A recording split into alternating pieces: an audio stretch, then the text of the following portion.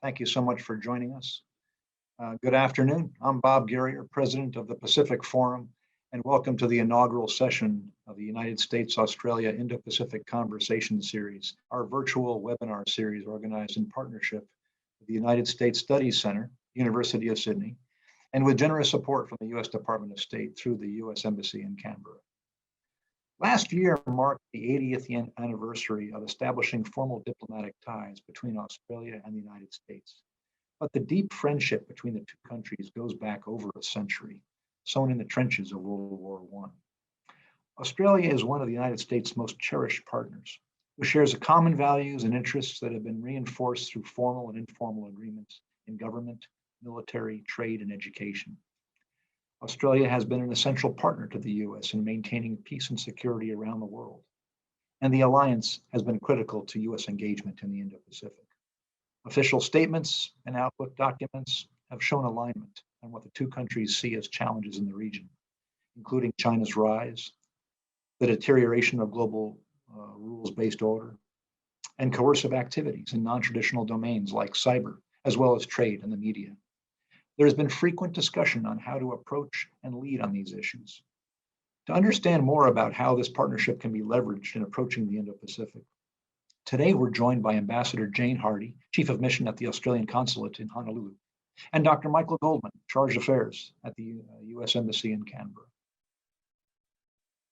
So a little bit about our speakers before we begin the session. Ambassador Jane Hardy is a senior career officer with the Department of Foreign Affairs and Trade, and most recently, Assistant Secretary, Arms Control and Counterproliferation Branch.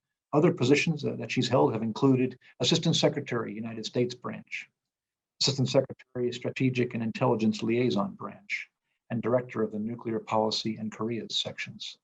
She's previously served as Australia's ambassador to Spain, Andorra, and Equatorial Guinea, and also counselor in Australia's embassies in Washington and Seoul. Ambassador Hardy holds a Master of Arts degree from Monash University, a graduate diploma in Foreign Affairs and Trade from the Australian National University, a Bachelor of Arts from Flinders University, and also a Bachelor of Arts from the University of South Australia. Joining Ambassador Hardy today is Dr. Mike Goldman. Mike arrived in Canberra in March of 2020 after 3 years at the U.S. Embassy in Fiji, where he served as Charge d'Affaires from 2018 to 2019 and as Deputy Chief of Mission in 2017. A career member of the Senior Foreign Service, Mike joined the State Department in 2000 and recently served in Washington as Deputy and Acting Director for China and Mongolia in the Bureau of East Asian and Pacific Affairs. That was from 2015 to 2017. Previous postings have included Kathmandu from 2012 to 2015, where he was a political and economic counselor. He was in Hanoi and Tashkent as a political officer and Taipei as a consular officer, as well as an earlier stint on the China desk from 2005 to 2007. Mike earned a PhD and Master of Arts in Political Science from the University of California at Berkeley and an undergraduate degree in International Politics from Georgetown University. Mike speaks Mandarin Chinese, and according to his bio, he says he has been fluent at times in Nepali, Vietnamese, Russian, and Indonesian. Again, a pleasure for both speakers to join us today. Before I turn over to the floor, though, a couple of quick announcements just for everyone in this session. This session is being recorded, and all remarks, including those during the question and answer portion, are on the record and will be shared on Pacific Forum's YouTube channel following this session. The views and opinions expressed in this webinar also do not necessarily reflect the positions of the Pacific Forum. I think at this point, with no further ado, let me turn over the floor to Ambassador Jane Hardy to begin. Over to you, Jane. Thank you so much, Bob Guerrier. Thank you, our friends in Canberra joining us and all of your teams. I wish you safety and good times, even though we're in a COVID era. I'll just look at the future, the title, The Future of the Australia-US Alliance in the Indo-Pacific, and let me just make a few comments about the different parts of that. First of all, Australia and the US, what are we? What do we aim for? What is the nature of our alliance? And what's the nature of this region, the Indo-Pacific? I'm very pleased to be able to do this from Honolulu, where the Australian government set up a senior executive service post way back in the early 70s in recognition that the US Pacific Command was at the centre of many of the features of our immediate region that were of concern and interest to Australia. And it's been a great post over all of these years, and we've collaborated with the Pacific Forum for many years. I think we can have a look at the history. Many of the audience will know our history and our documents, our joint statements very well. And when you do look at those, you'll see we're both very forward-leaning countries. We're very outward-leaning.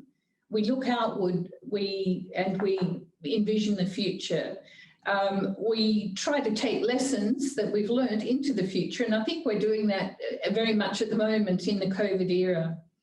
But we make our own way. I mean, we are very, very close with independent sovereign nations, and we make our own way. And I would say that by way of commenting that Australia is not a passive bystander. We've never been so.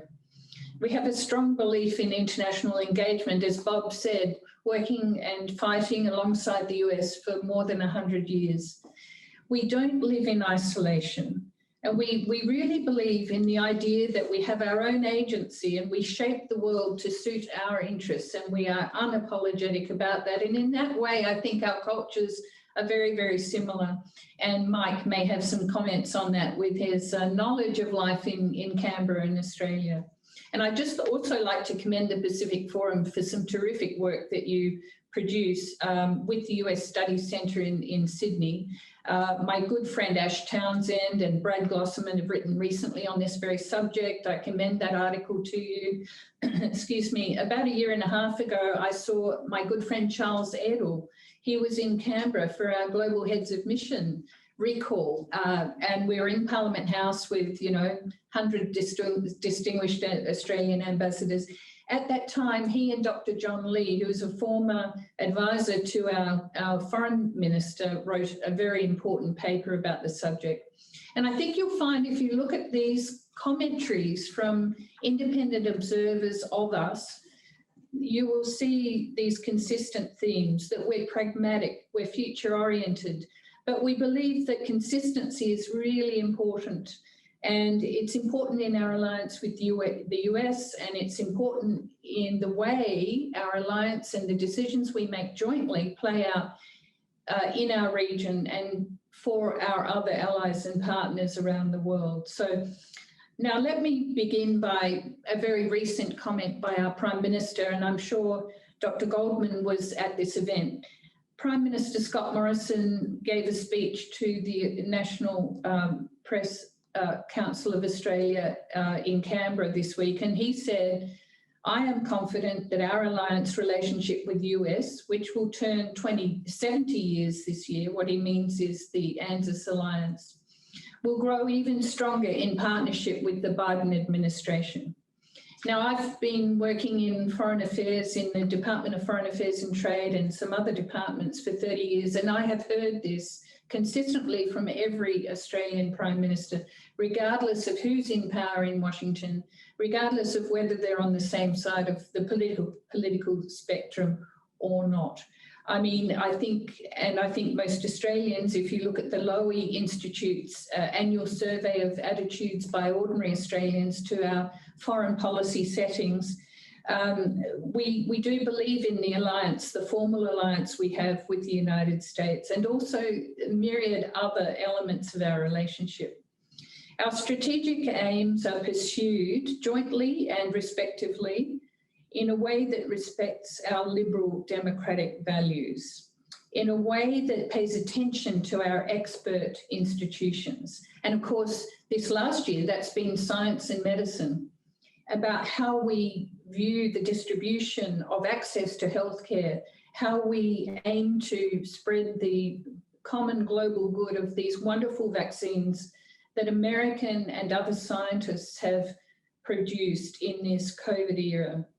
All of these things reflect our openness, the ideas we have about values, our economies, our responsibilities, and the accountabilities in both our instances of our federal systems, the ability of our government to work with our state and territory leaders. So these values are imbued through our settings, particularly for the Indo-Pacific. The way we work in our multilateral forums, in our bilateral forums, and in the regional architecture, none of this is static, but and we aim for reform. Nothing is set in aspects. But our main idea is that reforms should be pursued through negotiations and not through coercive power. And this is the great gift of treaty making, international relations, and the multilateral system and the regional smaller bodies. The very value at the heart of those multilateral efforts is that each country will cede some sovereignty in exchange for some mutual benefit. And so we do believe in that, whilst sovereignty remains paramount. I just point to a few other, I mentioned the documents that we produce bilaterally and in other forums, in addition to the Osmin communique from 2020, which is a very important and interesting read, through to our 2020 Defence Strategic Update and Force Structure Plan. This will tell you a lot about how Australia sees the alliance with the United States primarily and into the future. And there are some elements, the strategic objectives, the joint language, the language about our practical approach based on our consistent and dearly held values will tell you a lot about how the alliance will work in the future, in my view and in our government's view. So just quickly, we're in Indo-Pacific is a very important part of what we're pursuing. The strategic objectives for Australia's Defence Strategic Update very clearly outline that Australia is looking to its immediate neighbourhood and this region, first and foremost. This is central to our strategic posture and our defence posture. So all of you will know this very well. The Indo-Pacific is in a period of strategic competition.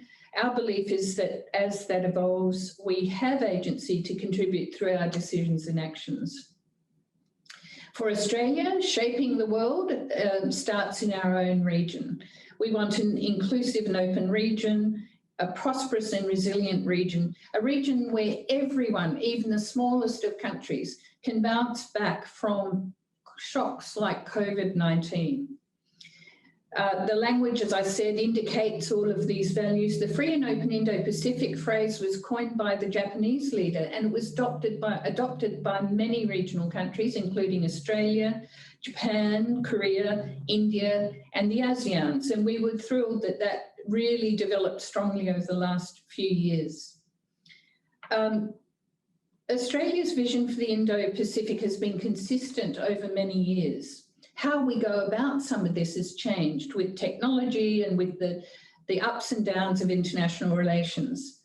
But the vision hasn't changed. And if you look back through our last 2 foreign policy white papers and our last 2 or 3 defence papers, white papers, you will see this.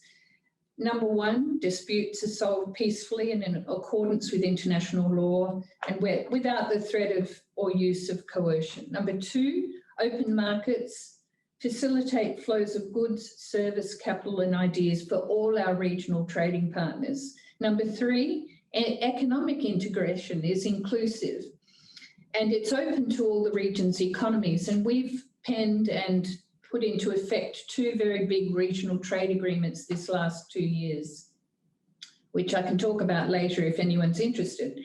And fourthly, a very important vision is the right of freedom of navigation and overflight are upheld, and the rights of all states, even the smallest of states, are protected. So we've done this through a number of things. I've spoken to the Pacific Forum audience in some depth over the last 2 years about Australia's Pacific Step Up, and that's a lot of aid, capability building, and now vaccine rollout and other things to our oceanic Pacific Island country partners and Timor-Leste. And there's a lot of work here which is technical, a lot of work about governance, a lot of provision of goods and services like medical equipment and so on. But they're very comprehensive rollout of assistance.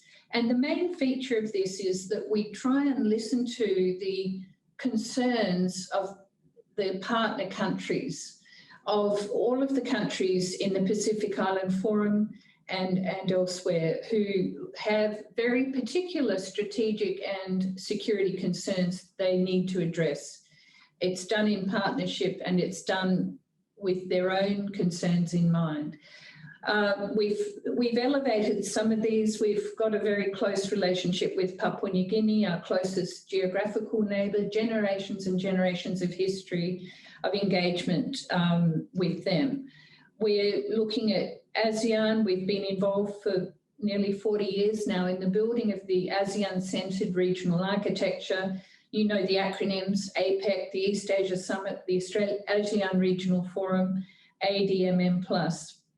Indonesia, perhaps the most consequential, very large, very close, geographically close and politically close neighbour. We have are implementing a very profound, comprehensive economic partnership agreement, and we have years of engagement in terms of our strategic outlook.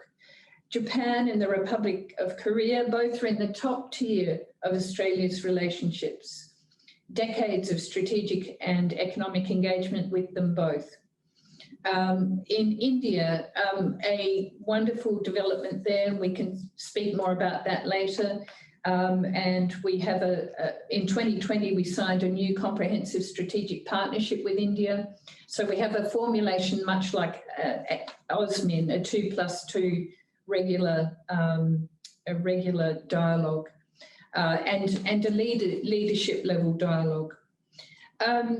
There are some others that are very important: Thailand, Vietnam, Malaysia, and Singapore. These are extremely capable, close partners to Australia. And the way we engage and the way the US engages, I believe, though I'll leave that for Mike to comment on, is very much also focused on the future, because these are the tiger economies of Asia. They are so able to talk to and collaborate on issues like cyber, issues like critical infrastructure, supply chains, and clean energy and technology. Now, I mentioned India. We have the Quad Foreign Ministers process, which is a diplomatic process which you're all familiar with: Australia, US, Japan, and India. And it's an outcome of the alliance that we have with US and the US's respective alliances with the others and partnerships that this has developed. I can talk more about that in a moment if you like, but I just quickly mention how that's developing. The September 2020 outcomes included obviously a very clear focus on supporting regional countries' responses to COVID, to maritime security, quality infrastructure investment, cyber, counterterrorism, and HADR. So you can see all these themes coming through the various things we work on. The same can be said for our advocacy in the UN forums, the G20, and so on. The Five Eyes are as important as ever. We have our bilateral alliance with the US, but going into the future, the Five Eyes will be an important construct in the Indo-Pacific and what we hope to achieve there. Now I'll just say that I'll just quickly finish. I mean, I can comment on our relationship with China. I think there'll be some interesting questions about that. But to quickly say, to finish off these introductory remarks, all of these things are the fruit of our close engagement with the US over 100 years, formally over 70 years in the military alliance and defence alliance. I urge you to look at the outcomes from OSMIN, which support that alliance, and that will demonstrate to you the breadth and depth of the issues we deal with together. Prime Minister Morrison said, welcome the Biden administration. from my point of view, and I could see a lot of it rolling out, I've spent 4.5 years in Washington during the President George W. Bush to President Barack Obama transition, and I can see it all happening again. It has been absolutely seamless, and that's in no short measure to the nature and depth of our alliance. I would say, for example, the very disturbing events in Myanmar in the last week have demonstrated once again that just as Secretary of State Blinken, Secretary of Treasury Janet Yellen, the NSC, the new Asia Czar Kurt Campbell, as all these people are literally putting their feet under the desk, we've been able to quickly roll out joint statements and to collaborate very closely on what we understand to be that situation. And that is a wonderful example of responding quickly and easily to a very difficult regional flashpoint. And I'll just leave my comments there.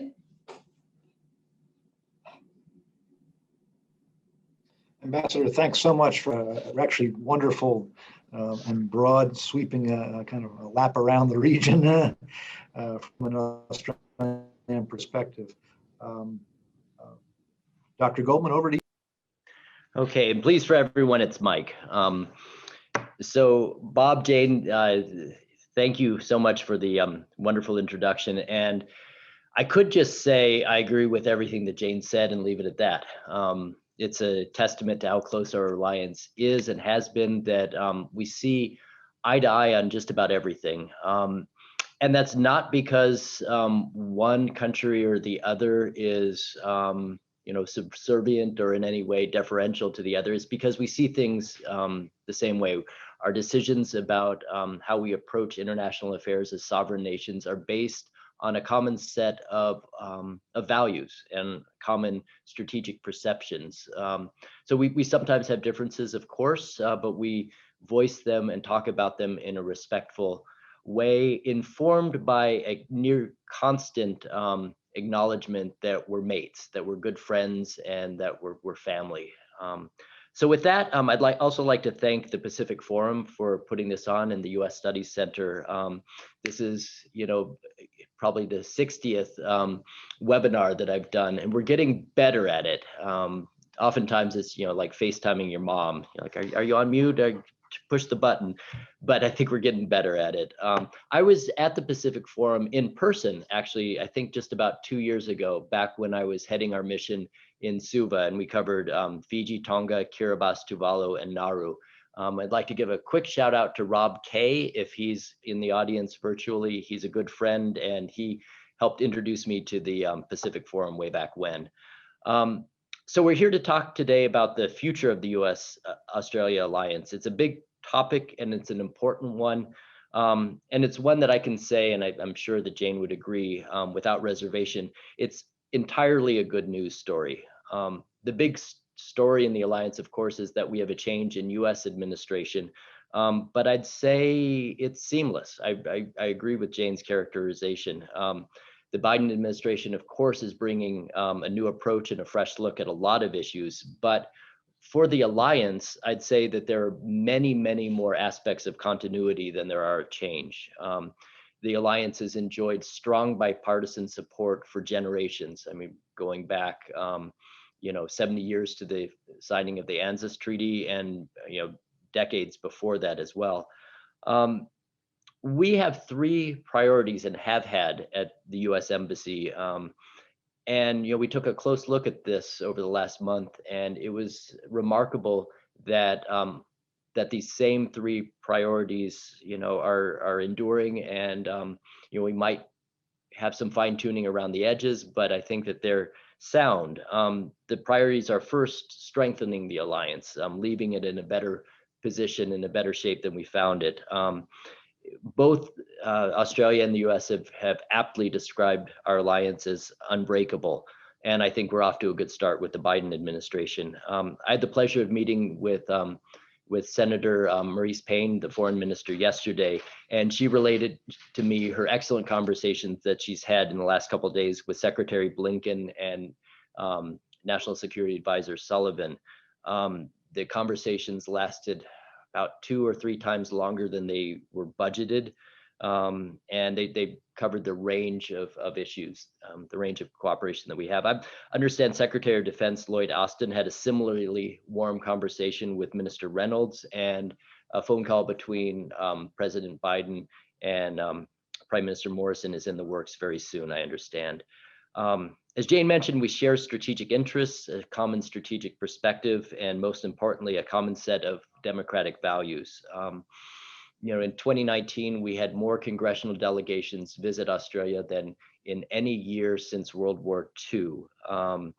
We had, as Jane mentioned, despite COVID, we had what Minister Payne described as the most consequential AUSMAN in generations. And I would encourage you, as Jane did, to look at the AUSMAN joint statement, and not only look at the breadth and depth of engagement that we have enumerated in that document, but compare it with past documents. And I think you'll see that despite COVID, and perhaps because of COVID, we are really tackling some of the big challenges facing the region and the world. We had, again, despite COVID, we had more than 1,000 US Marines participate in the annual rotation exercises in Darwin this year. So that's the first priority, is strengthening the alliance. And the bedrock of that aspect, of course, has been our military to military ties, intelligence ties, law enforcement ties, and of course, our diplomatic ties, which go back decades. Second goal that we've had is promoting our already strong economic partnership. And I say promoting because it's in the sense of not just pushing forward, but also, promoting as a booster. Because I think a lot of people here in Australia might not realize, and it's surprising, that by orders of magnitude, the US is Australia's largest source of direct foreign investment. Together with trade, investment, US investment accounts for, on an annualized basis, 7% of Australia's gross domestic product. And that's really astounding. If you want the details of it, Deloitte came out with a report a few months ago that really digs into it. I think it's when you're talking about economics, it's useful to draw a distinction between investment and trade, though they are related. Trade is much more transactional. You put a bunch of stuff in a shipping container, you send it off, and you get money in return. Of course, it's a bit more complicated than that. But investment, by contrast, is something that's enduring. It's something that reflects really embedded, hard-won relationships. And it's something that, it's no accident that it's measured both as a stock and as a flow. Investment is really probably the fact that we have such strong investment ties, I think, reflects shared values, shared values of respect for contracts, for rule of law, for, fair dealings. And I think that those are, a manifestation of a larger set of commitments to rule of law, democratic values, and the like. The third goal is working together in the Indo-Pacific. And Jane did a tour the horizon of the region, so I won't repeat much of that, except to say that we see the world in much the same way. Jane talked about the Indo-Pacific being a concept that originated in Japan. There are some people in academic circles here in Canberra who would claim credit for that, and frequently do. I won't name names, but that's a kind of friendly debate who came up with the topic. But it's one, regardless, that has a same set of shared grammar. The descriptions that Jane had in her address, is stuff that we would ascribe to. It's a vision where all states, regardless of size, regardless of geostrategic importance, are able to exercise sovereignty in a rules-based international order. I think these are principles that Australia and the United States share, also principles that Japan, India, other like-minded countries would ascribe to as well. The Pacific part of Indo-Pacific is, of course, near and dear to my heart. Australia has played an outsized and influential role in the Pacific, and I saw that firsthand when I was in Suva, where I worked really closely with John Feeks and his excellent team at the High Commission in Suva. Recently, the United States announced more than 260 million Australian dollars in new funding, including $170 million to support regional COVID-19 response. And this is part of our Pacific Pledge. USAID, our development wing, is the main implementing body with this, but together with other elements of the US government. And this comes on top of more than $450 million the United States annually invests in the region. And this engagement is entirely complementary to Australia's specific step up. So we've got these three goals that we've been pursuing, and we think that they're sensible and sound, enduring, and they'll enjoy continued bipartisan support. To these three goals, I'd add a fourth, and that's climate change. Special Envoy Kerry had a terrific conversation recently with Angus Taylor, who's Australia's Minister of Energy and Emissions Reduction. I think despite what we might hear from time to time in the media, we actually do have convergent policies on climate change, and we share many of the same objectives and many of the same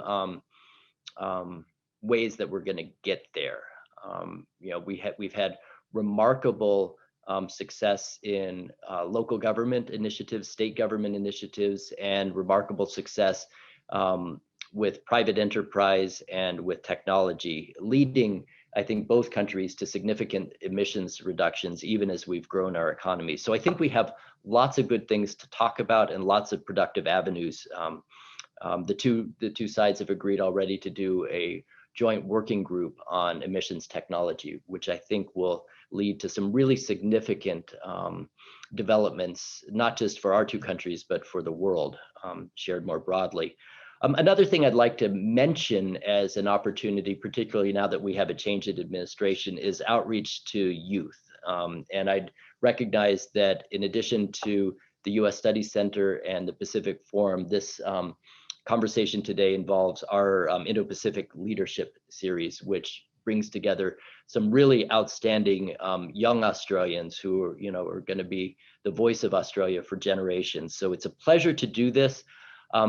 I'd say that it's something, with the new administration, we really do have an opportunity to broaden our support in Australia, to reach out to new audiences and develop new partnerships. This isn't supplanting what we've done in the past. I'd say it's adding to it and augmenting it. Another new emphasis that the administration brings is a commitment to working with allies and partners. I'd say over the past 4 years, our alliance with Australia has done remarkably well. There are other alliances that the United States is going to have to attend to, however. But I'd say that rather than suggesting that's a challenge, that really is an opportunity, and it's not a zero-sum game. If we rebuild ties with other treaty allies, with other partners around the world, that only makes our alliance with Australia stronger, and it opens up new opportunities. And I'd say it's also fully in sync with Australia's approach, as the Prime Minister laid out in his address to the National Press Club that Jane mentioned in her remarks. There's opportunities for flexible collections of nations to work together for common goals. Ambassador Hardy mentioned the Quad. I mean, I think there's enormous potential for the Quad to develop. Just this last year, we had 2 very successful ministerial Quad meetings. And we were delighted to see Australia participate in the recent Malabar naval exercises with other Quad partners. In addition to that, I'd note that Boris Johnson, the UK Prime Minister, recently extended invitations to Australia, South Korea, and India to participate in the G7. And this is consonant with his vision of a Democracy 10 grouping. And I'd say that, in turn, is fully consistent with President Biden's notion of a democracy summit, bringing together like-minded countries that share common perspectives and common values to handle a really remarkable set of challenges that we're facing together. Also new, I would say, or renewed, maybe not new, but renewed, is a commitment to working with international institutions. You saw on day 1 of the Biden administration, we rejoined the Paris the Paris Climate Accords, and we also rejoined the World Health Organization. These are really significant steps, and we are committed to, for example, with the World Health Organization, working strongly in support of them, but also working for significant reform and change. As Secretary Blinken has remarked recently, it's through engagement with international bodies that will work to reform them and make them more attuned to their true purpose. And in the process, we won't be ceding ground to strategic competitors. Mentioned strategic competitors, let's just say, frankly, we're talking about China. And in our relationship with China, we're fully in sync with Australia and we're fully supportive. Let me be explicit here. We absolutely 100% commend Australia for its leadership. Australia, over the last year, has stood up for shared values of freedom of navigation and overflight in the South China Sea, for the human rights of the Uyghur people, and for civil rights of the people of Hong Kong. Australia has taken a leading role in the cooperative multilateral response that the international community had through the COVID crisis, and Australia is increasing its engagement with Southeast Asia and the Pacific Islands. We're 100% in alignment and supportive of these efforts. And you know, when Australia speaks, the world listens, and the United States listens too. I just close by saying that a lot of my colleagues in the Department of Foreign Affairs and Trade kind of habitually talk about Australia in typically Australian modest terms as being a middle power. I think in our eyes, Australia is much more than that in many respects, and certainly in the Indo-Pacific region. Australia ranks among the world's great powers and 100% definitely one of our greatest allies. So with that, I'll turn it over back to the moderators for questions, which is always the more interesting part of a discussion like this. So thank you. Mike, thanks so much for some terrific comments, and also Ambassador Hardy. I'll just pick a couple of themes to ask and to follow up on. For the entire audience that's joined us here, just a quick review of methods to ask questions. There's really two of them open to you. You can use the raised hand feature, and we'll then call on you, and our technical folks will unmute you and spotlight accordingly, and you can ask your question verbally. Also, the Q&A function on your app, you'll see there. We've already got one in the queue there, which I'll go ahead and distill and then pass to either of the panelists. So while you're thinking through that, folks, I'm going to tee up a couple of questions. So both of the presenters talked about so many common themes, and so I'd like to just pull on one of those and the Quad and some of the activity. So this is a question for both, and I'll go to the Ambassador Hardy first, and then Mike. But I'm just interested in your thoughts, observations on the Quad, and any aspect that you wish to address. How do you think it's evolving? How you think its role in terms of balancing whether it's diplomatic or security roles, Quad plus features, where that's going, where it's been, and then some academics, some writers, experts have talked about analogies to the Quad. Some are perhaps off. Some say, is the Quad going to be a NATO equivalent to Asia, or is it something else? These are all things we're all seeing. But any aspect of that you'd care to address? It's such a rich topic. Ambassador Hardy, over to you first. Well, thank you, Bob, and thank you, Mike, for some terrific comments. On the Quad, I won't speculate on the future, but I will say the Quad has a very bright future. If you look at the items that the Quad, the four foreign ministers have spoken about publicly, you can see, as I mentioned, that this is a very future-oriented and positive outlook for the region. It focuses on the region's great promise as the fulcrum for not just economic growth, but the new kinds of economies that are developing. It also focuses on the nature of strategic engagement and the nature of threats, which are very multifaceted. And some of them are classically, the Quad talks about the non-traditional security threats, which I would argue are very prominent, particularly in our immediate region here in the Indo-Pacific or Oceania. Will it become something more than a diplomatic talk fest or a process of engagement among foreign ministers? I believe so. I mean, already the leadership, the leaders of the 4 Quad countries have been deeply engaged. We're hoping there'll be more of that kind of very high level, leadership level diplomacy. You talked, Bob, about, and I think Mike, about Malabar. We were thrilled to be invited by India. It's an Indian organised event. And when India invited Australia and Australia responded, it was the respective chiefs of Defence Force made it clear that this wasn't a Quad event as such. We don't see a military Quad developing, but the exercise itself demonstrates that we can work together. And this is very important. The multi-flag exercises, others, the US-led exercises, RIMPAC is the largest naval exercise in the world here in Honolulu. And even though it was small by usual RIMPAC standards, it was still incredibly impressive to see our countries operating together on the high seas. So I don't think it's another manifestation of how our 4 countries can work together. I think the diplomatic nature of the Quad is very important. We describe it as a networked event. It doesn't have a secretariat, and that's by design. It doesn't have a home, a particular home.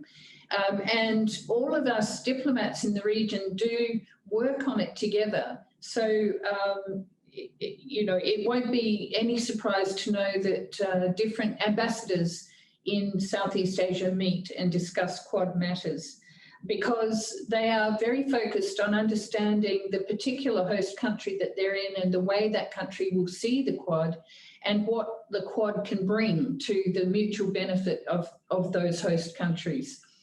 I think that's a good way of working. It demonstrates much about how we think and how we operate together. As to an Asian NATO, we're very cautious about this language.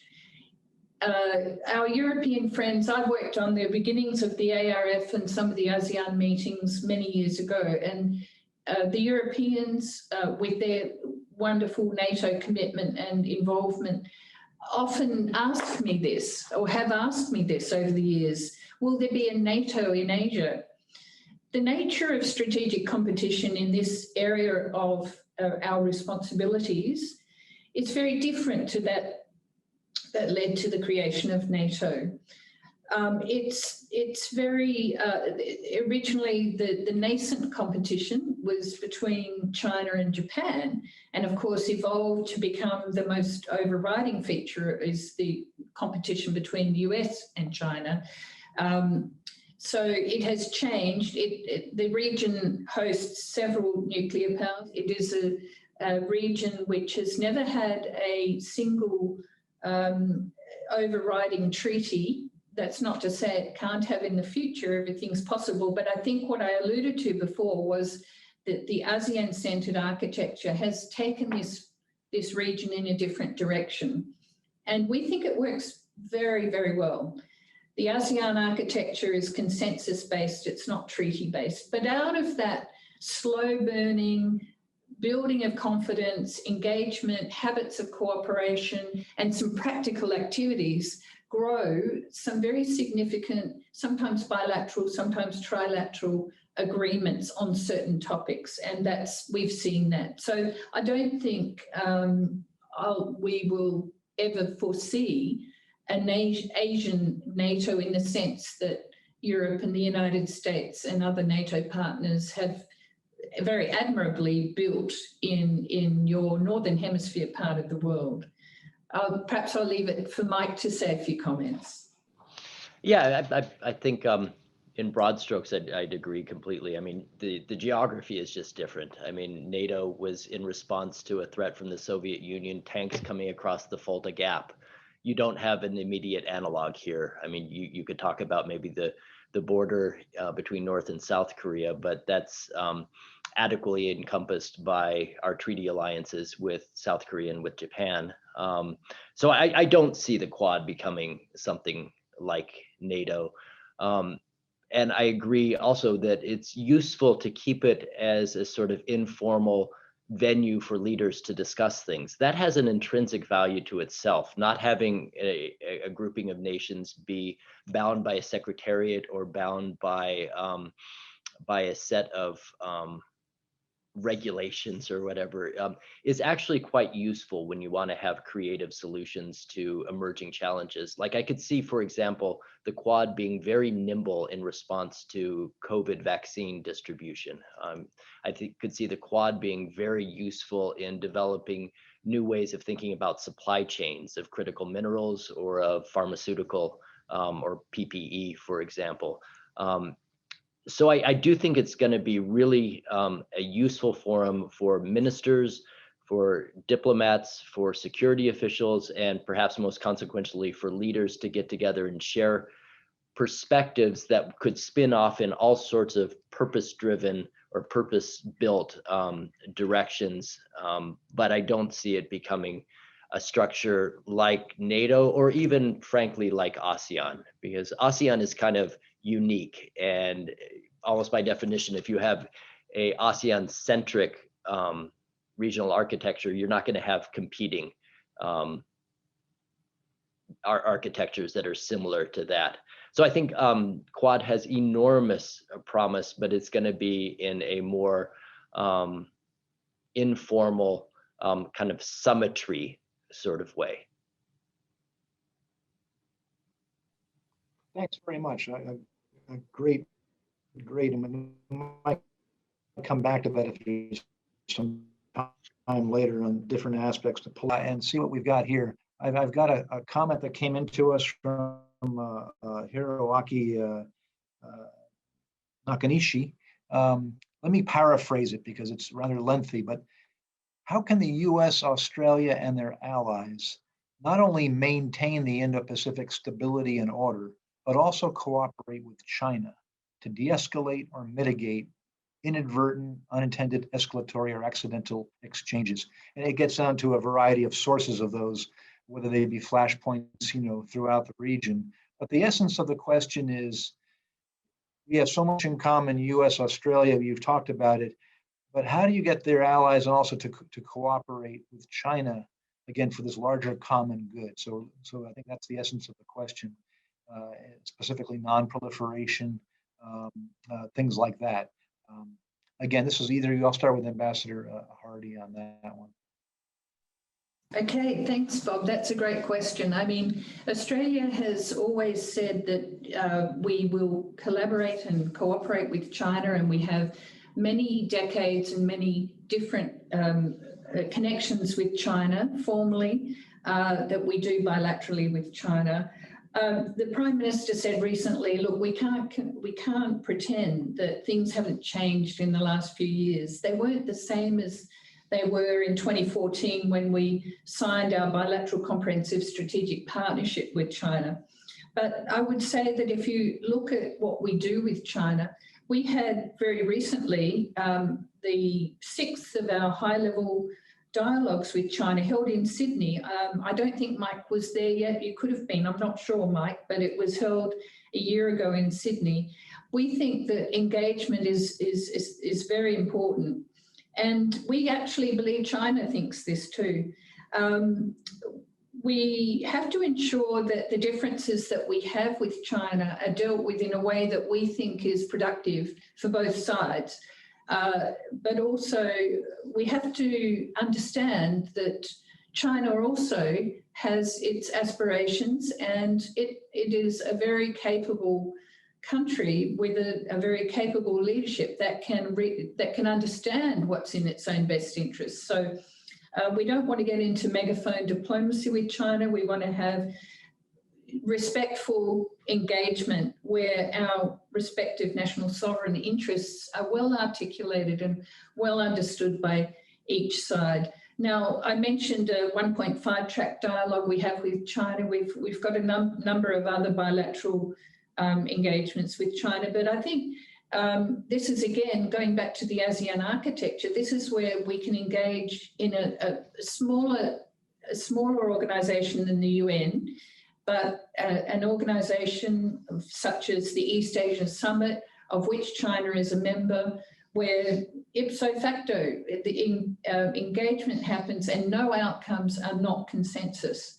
It's not an organisation where coercion or on either side, our own side or anyone else's side, can easily take place without being called out by all the other participants.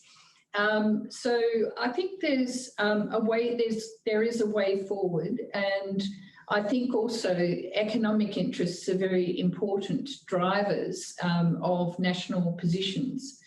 I just say that we've had our economic differences with China. The Chinese authorities, various ones, have said certain things and done certain things. But Australia's trading relationship with China is at an all-time high. It is actually, when you look at the reality of trade, it is profoundly important and rich and ongoing. And where we have those differences, we will raise those differences in the World Trade Organization, which we have on, for example, China's position on Australia's barley imports or China's position on some other things. We believe in these multilateral institutions as a way of solving differences. And so the way we will solve those differences demonstrates our commitment to that kind of rule of law, going through orderly procedures and not just engaging in megaphone diplomacy. Mike? I'd just add briefly that it's not an either or proposition. I think, in fact, the more that the United States and Australia act in concert in a reinforcing way with our allies and partners, the better positioned we are to interact with China, both on areas of disagreement, but also on areas where we're going to naturally have to engage constructively with China. I'm thinking most prominently climate change. If we're serious about addressing climate change, China is by far the largest emitter of greenhouse gases. The United States follows as second. And we're going to have to find a way, just as we did through tough negotiations to finalize the Paris Accords several years ago, we're going to have to deal with China on climate change. But I think on that and a host of other issues, including some that are quite confrontational, we approach those issues much more efficiently and much more effectively from a position of strength through alliance partnerships and through attending to our own house. And I think you see a renewed commitment to that with the Biden administration. Thank you. This next question was actually submitted in advance and right on the topic, quite frankly, of this discussion, the future of the U.S.-Australian alliance in the Indo-Pacific. The question is simply, is there an area or issue that could benefit from more bilateral dialogue and cooperation between the U.S. and Australia? But again, is there a specific area where more cooperation between U.S. and Australia would be beneficial? That's the question. Yeah, I guess I'll start by saying every aspect, because I think the more that we cooperate, the more we benefit bilaterally, but also, to the benefit of the region and the world. Just give an example, up in Brisbane, the United States just signed a $300 million agreement to provide rapid testing for COVID vaccine for COVID, and that this is a testament to the ingenuity and resolve of the Australian inventors of this technology. We need more of that. It's an area where we're already collaborating well, and we could collaborate further. We have great cooperation, for example, in law enforcement on busting horrible rings of internet exploitation of children.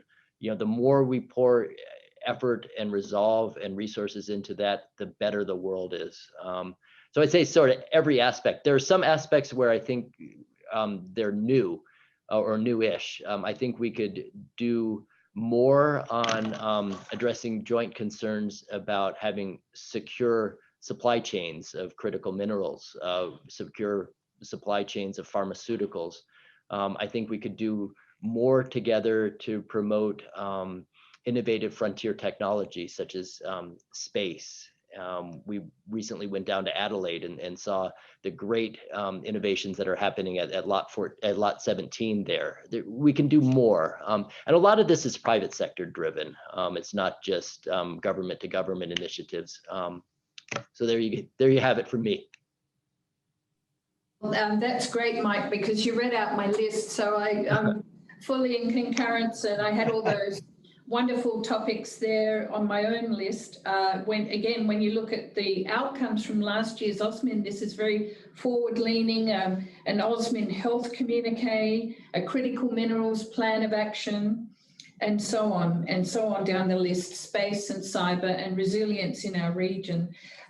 Going back to climate change, I would say it's by far the most sort of well-known, I guess, issue facing us all, and Australia will engage very closely with the Biden administration.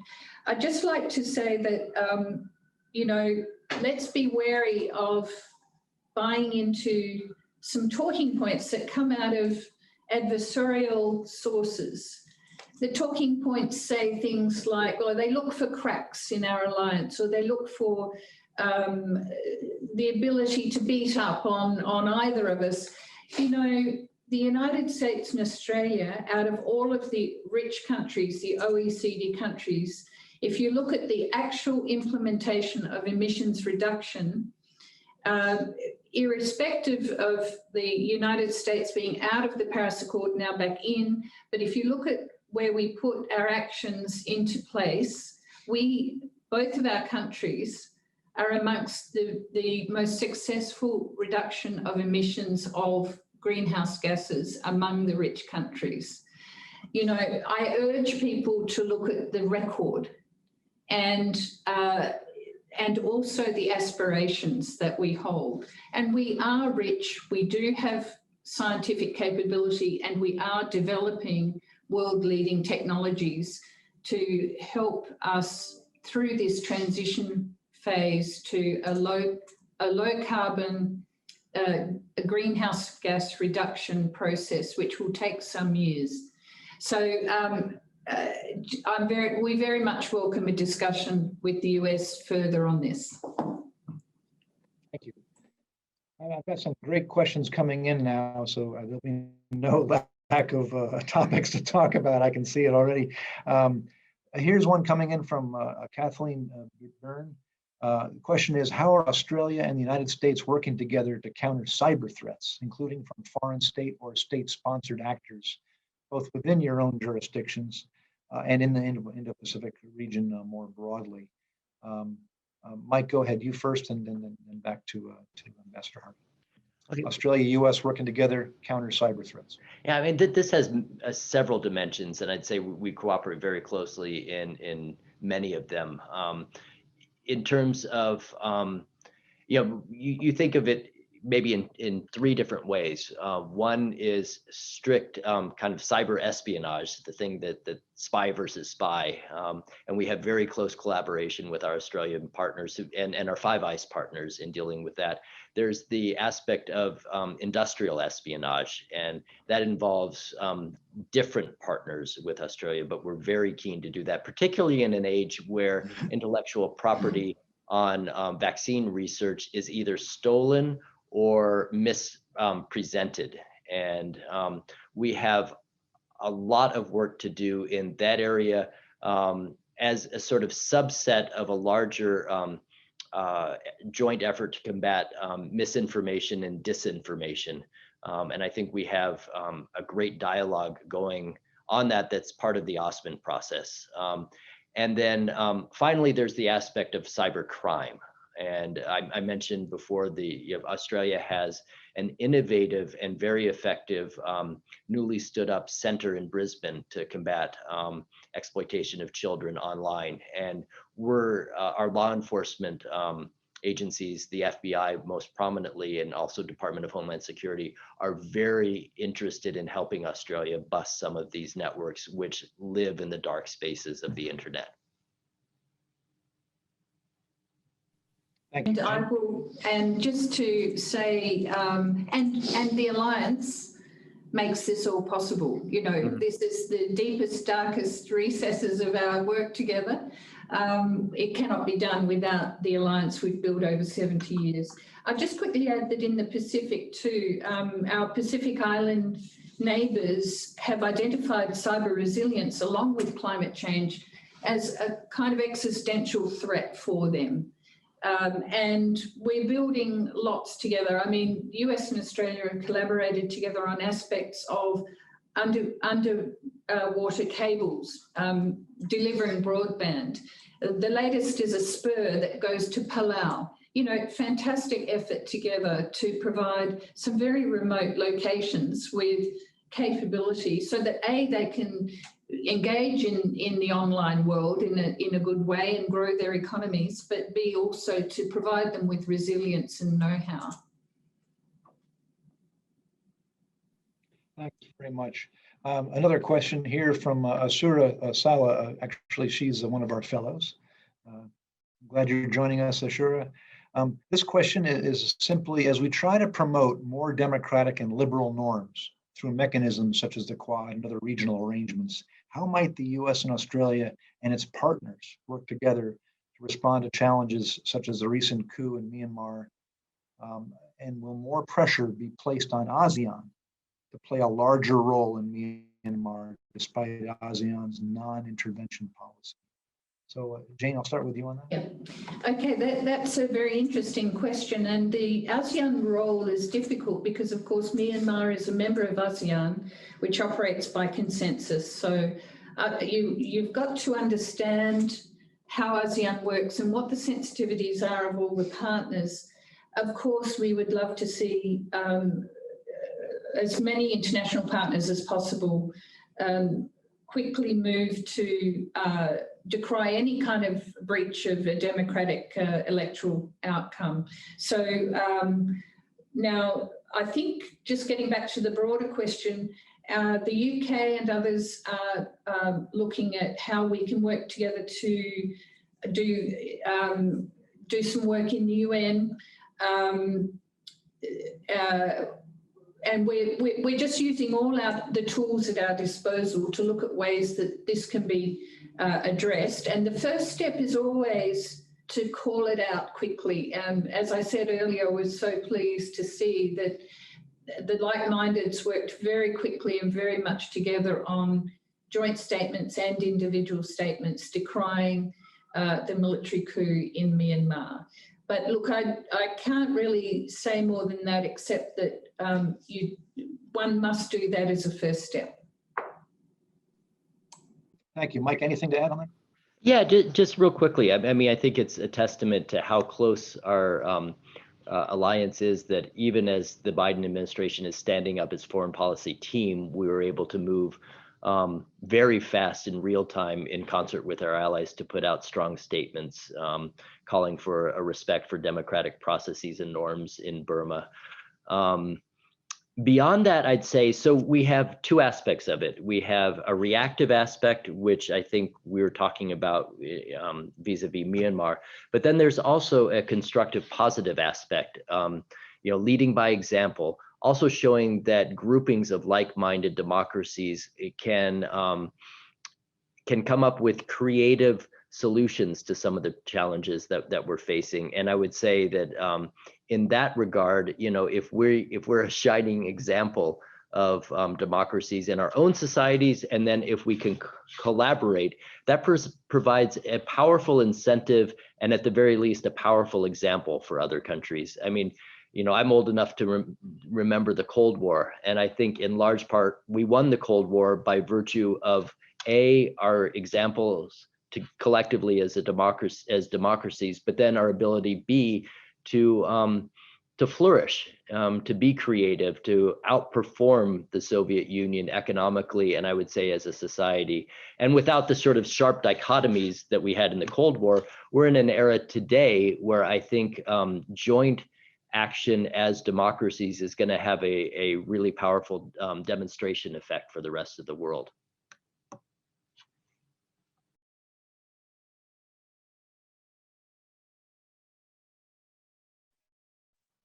Thank you, Mike. We're getting a little tight on time, but we still have some more time. But what I'm going to do here is I'm going to run through a couple and then let you take a bite of each as you desire. So one of the questions that was actually given to us before the event, a little more technical, legal.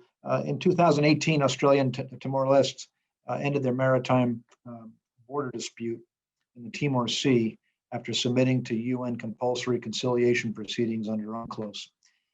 Under that essentially dispute resolution mechanisms. And the question really simply is, how does this case factor into the broader vision of a free and open Indo-Pacific, really as a case study? Just any comments on that? So hold that thought. And then a second question goes back to cooperation with China. And then recently, Secretary of State Blinken and Prime Minister Morrison have stated their desire to cooperate with China on particular areas, climate change, economic issues. And the question here is this realistic, given the steep decline in both nations' relationships with China since 2017?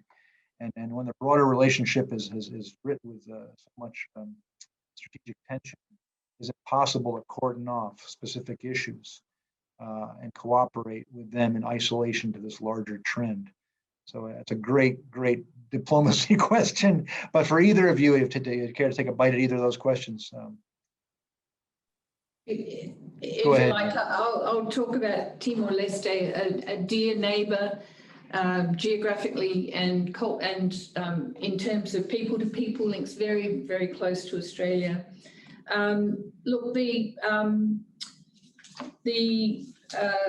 negotiations over the maritime border and use of the UNCLOS dispute resolution, all of this points to the main point, I think, which we all understand, or that I've been trying to convey, and that is the very important example of the use of international law to resolve long and quite difficult disputes. This dispute was grandfathered from before arrangements which were in place with Indonesia, between Australia and Indonesia before the very brave and historic independence of East Timor many years ago now. And of course, to a very poor and very small nation, the oil and gas revenues are extremely important. And so all of these things point to how the geostrategic nature of issues such as energy wealth, such as energy supplies, the ability to gain rightfully national wealth from these resources. The really tricky issues of international law around maritime borders and the nature of the transitioning economies. And I think it's a great example for others to witness and to see some outcomes now which are very important. I mean, international law mitigates the effect of coercion on any country and allows for even the smallest player with the right advice, with good kind of skills to navigate international law, to go through a very important process. And I would argue that the outcomes from such processes, as difficult and lengthy as they may be, result in quite lasting outcomes. And this is what international law brings all of us as a global good. And I'll just leave it at that. And in terms of the second question, look, I think we have shown, in fact, we've experienced through our own engagement in regional, well, again, I mentioned the regional architecture, You can certainly keep an eye on the major problems and be realistic about them, as our leadership has been quite clear. But you can also start to engage on elements of the problem areas, our trading relationship, the kind of megaphone diplomacy that really can take us in the wrong direction. And we will do that. The hand is out to China to do that. And as I said earlier, China is a rational and extremely capable emerging global leader, and will make choices, of course, in its own interests. But the whole point about negotiating small problem sets, they can be large in themselves, but they're elements of the overall relationship, is possible, and we will do it. Thanks, all right. Mike, how are you? So I'm by no means an expert on East Timor, let alone the territorial and resource disagreements with Australia. I just second, though, the sentiment that the outcomes of this are beneficial to both parties. But beyond that, the process and the fact that both sides were willing to engage in arbitration, and I know certainly from Australia's side, the willingness to put aside some maximalist positions in order to sort of foster an eventual agreement.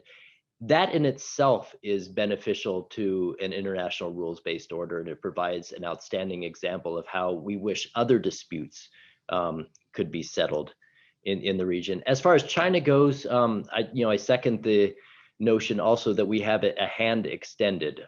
We will of course negotiate with China on climate. We will of course negotiate with China on trade through the WTO and also through bilateral mechanisms, but we're going to do it clear-eyed. We're going to do it with a view to our larger strategic interests. We're going to look at it in concert with our allies and with our partners, and from a standpoint of fidelity to shared democratic norms and principles. I know it's kind of ends up being a wishy-washy sort of half this, half that answer, but it's sort of what you have to do. This isn't, as was mentioned, this isn't the Cold War where we had implacable, an implacable adversary that we had hardly any trade with. This is much more complicated and much more difficult problem set. We're adversarial in many, many respects. We're competitive in many more respects. And then there are many aspects where we're going to have to be cooperative, or at least civil to each other as we work through some joint challenges.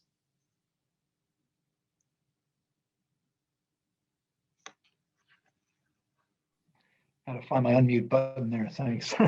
Thanks, Mike and Ambassador Hardy. We're pretty much, well, I'll tell you what, we're really out of time at this point.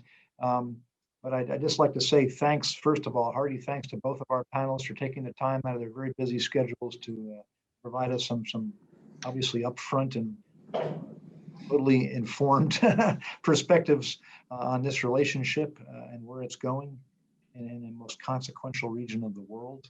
So my thanks again to both Ambassador Hardy and to Mike as well. A quick plug, if I may, for this discussion. Our second session in this Indo-Pacific Conversation Series will be in March, and it's going to explore the Alliance's approach to strengthening regional defense and deterrence.